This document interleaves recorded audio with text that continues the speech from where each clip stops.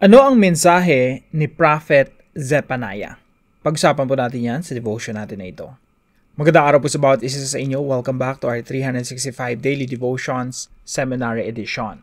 Binabati ko po muna si Pag-asa Razon, Rovaldi Palomera, and Christina Balan. Maraming salamat po sa inyong pagsubaybay dito sa ating mga devotions. Now, yung topic po natin ngayon ay patungkol po kay Prophet Zephaniah. So, sa books of the Bible, meron po tayong 66, 27 sa New Testament, and 39 sa Old Testament. Isa po sa 39 na yon ay si Prophet Zephaniah. Now, ang ibig sabihin po ng Zephaniah ay Yahweh hides or Yahweh protects. Ibig sabihin, tinatago ng Diyos, iniingatan ng Diyos yung kanyang, yung people of God. Yahweh hides, Yahweh protects, Yahweh preserves. So, yun po yung ibig sabihin ng Zephaniah. Now, Zephaniah, a prophet in the days of King Josiah, 7th century BC, proclaimed God's coming judgment against Judah, surrounding nations, and the whole earth for sin and idolatry. So, si Prophet Zephaniah, yung mensahe niya, judgment, the day of the Lord, paghuhukom, at huhukuman at hahatulan ng Diyos yung bayan ng Israel, yung surrounding nations, and all the nations noong mga panahon na yon. Na, of course, nakafocus yun sa ancient Near East, dun sa, sabihin nating bandang Middle East. So, sabi po rito, yet his prophecy also pointed to hope. God would preserve a remnant, purify his people, and bring ultimate restoration. Zephaniah climaxes with a promise that the Lord himself will rejoice over his people with singing. Zephaniah highlights both God's wrath against sin and his sovereign grace toward his elect, showing us the seriousness of sin and the sweetness of salvation in Christ, who secures final restoration for his people. So, sabi po sa Zephaniah chapter 1, verse 14 and 15. The great day of the Lord is near and coming quickly. The cry on the day of the Lord is bitter. The mighty warrior shouts his battle cry. That day will be a day of wrath, a day of distress and anguish, a day of trouble and ruin, a day of darkness and gloom, a day of clouds and blackness. Ang unang panahon po, pag sinasabi nilang darating na yung araw ng Panginoon, parang tuwan-tuwa sila, no? Kasi, blessing to, araw ng Panginoon eh. Pero hindi nila alam, yung araw ng Panginoon, it's a day of judgment. Kaya sabi dito, ang dakilang araw ng Panginoon ay malapit na. Malapit na at napakabilis na dumarating. Ang tinig ng araw ng Panginoon, ang makapangyarihang tao ay sumisigaw. Nang may kapaitan roon, ang araw na iyon ay araw ng pagkapuot, araw ng kaguluhan at kahapisan, araw ng pagkawasak at pagkasira, araw ng kadiliman at kalumbayan, araw ng mga ulap at makapal na kadiliman. So yan po yung the day of the Lord. Makikita niyo po yan sa maraming mga Bible verses sa Bible. So naglista po ako rito patungkol po sa the day of the Lord. So ano po ba yung the day of the Lord? The day of the Lord shall come against evil. So pag sinabi natin the day of the Lord, araw ng Panginoon, it's the day of judgment, day of reckoning. So, alam niyo po, yung lahat ng mga masasamang mga bansa, no? Bawa yung panahon ni Hitler, sobrang sama ng pinagagawa ni Hitler. Meron niyang day of the Lord. Meron niyang day of judgment na wawakasan ng Diyos yung pamumuno ni Hitler at yung kasamaan na ginagawa niya. Alam niyo po sa North Korea ngayon, sobrang lala nang nangyayari doon. Yung mga Christians po doon, persecuted.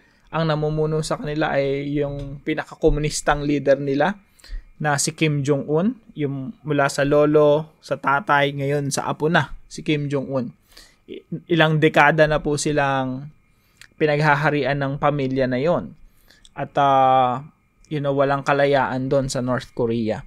At yung mga Christians po doon ay persecuted kapag merong membro ng pamilya mo na Christian, no, nag-gather, nagtitipon kayo dyan secretly, tapos natuklasan ng mga pulis, buong angkan yun, ipapatapon doon sa concentration camp, kung saan, lahat kayo ay aalipinin.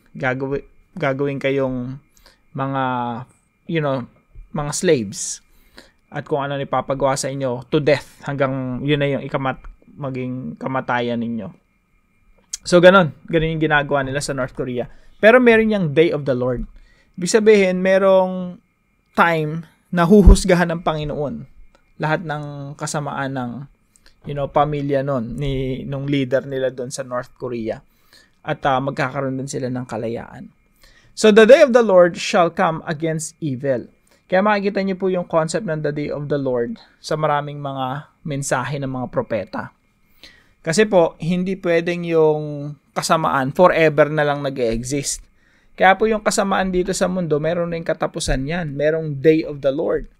At yung Day of the Lord po, sa muling pagbabalik ng ating Panginoon Jesucristo, doon niya nawawakasan ang kasamaan, kasalanan, kamatayan, at lahat ng resulta ng pagkahulog ng tao sa kasalanan.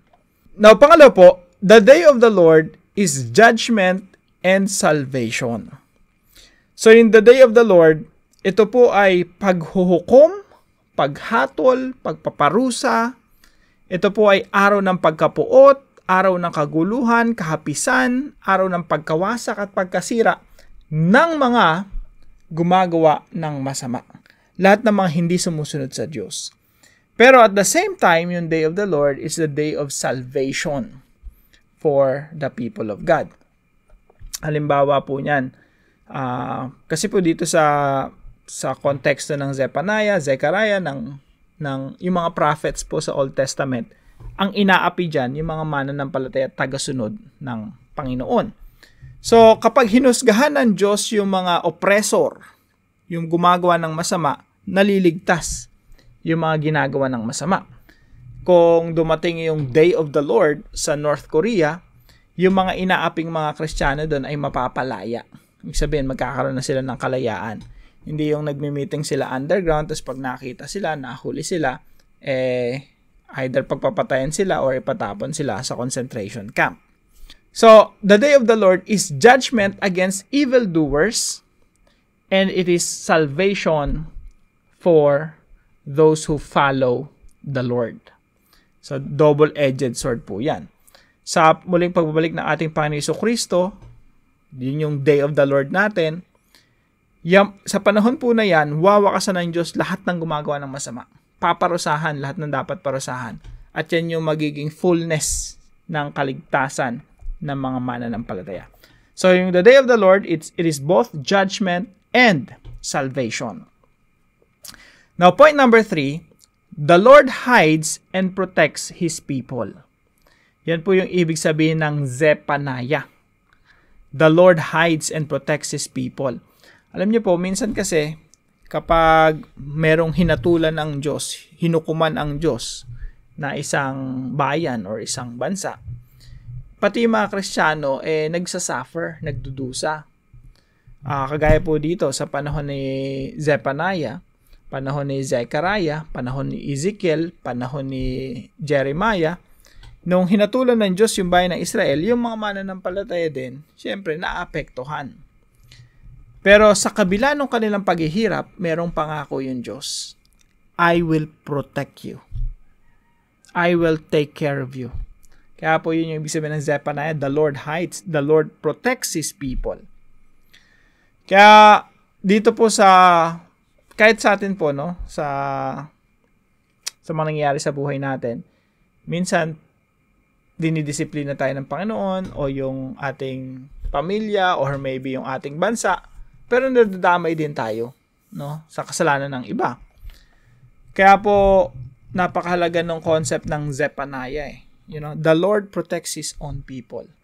Kahit na nagdurusa tayo, dumaranas tayo mga pagsubok, pero protektahan tayo ng Diyos. At yung sustaining grace ng Diyos, ibig sabihin yung sustaining grace, sapat ang biyaya ng Diyos para makapag-endure tayo, para malampasan natin ang lahat ng mga pagsubok sa buhay. Now, paano po natin ito i-apply para sa ating mga practical na pamumuhay. Number 1 po, pray for corrupt leaders for salvation. Ipanalangin po natin yung mga leaders natin na corrupt, no? Na sila'y makakilala sa Panginoon. Kasi hanggat wala silang takot sa Panginoon, hindi sila matatakot gumawa ng masama. Pag meron kang takot sa Panginoon, takot ka rin gumawa ng masama. Ayaw mo kasi na, dumanas ng kahatulan ng ating Diyos.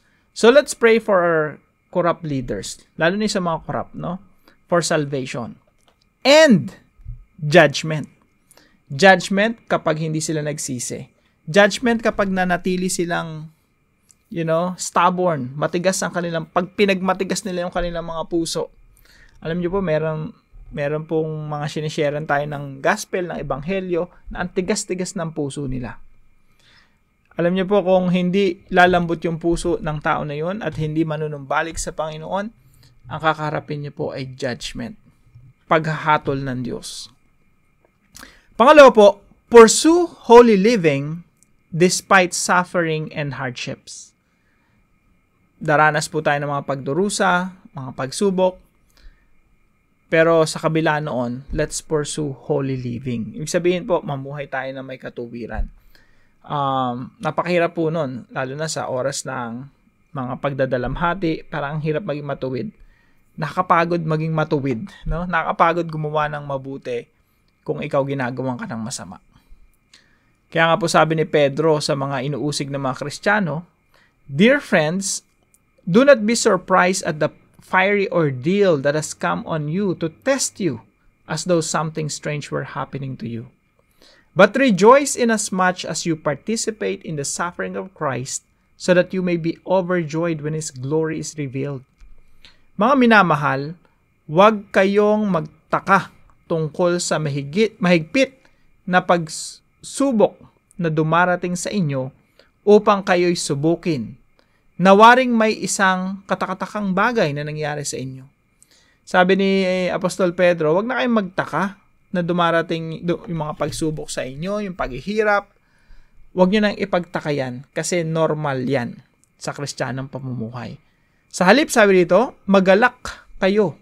Yamang kayo nakikibahagi sa mga pagdurusa ni Kristo upang kayo man ay matuwa at sumigaw sa galak kapag ang kaluwalhatian niya ay nahayag.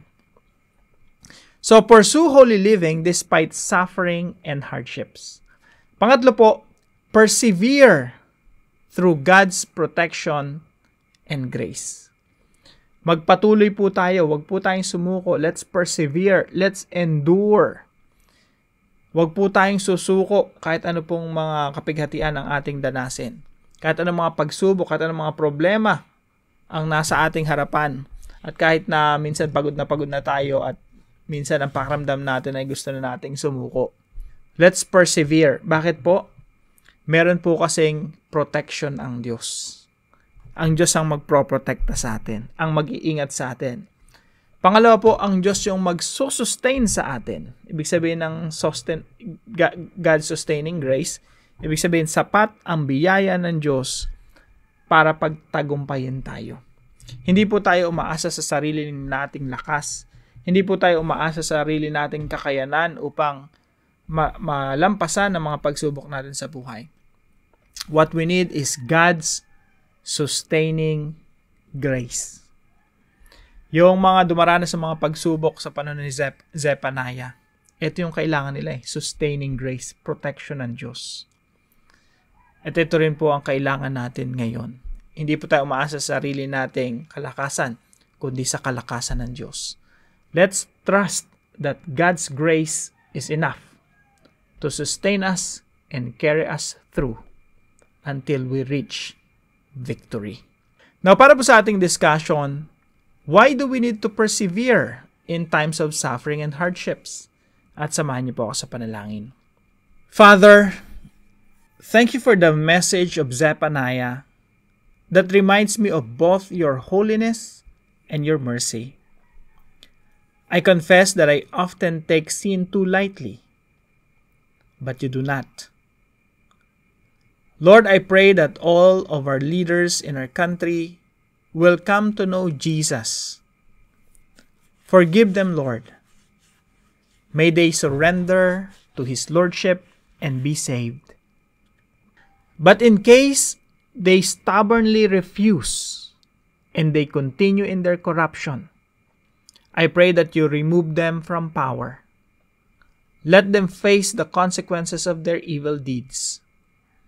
Crush them due to their hardened hearts.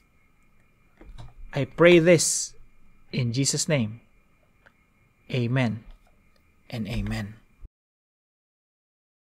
Maraming salamat po sa partner natin para sa devotion natin ito, si Sister Maria Cecilia. Hello po sa inyo. Salamat po sa inyong suporta.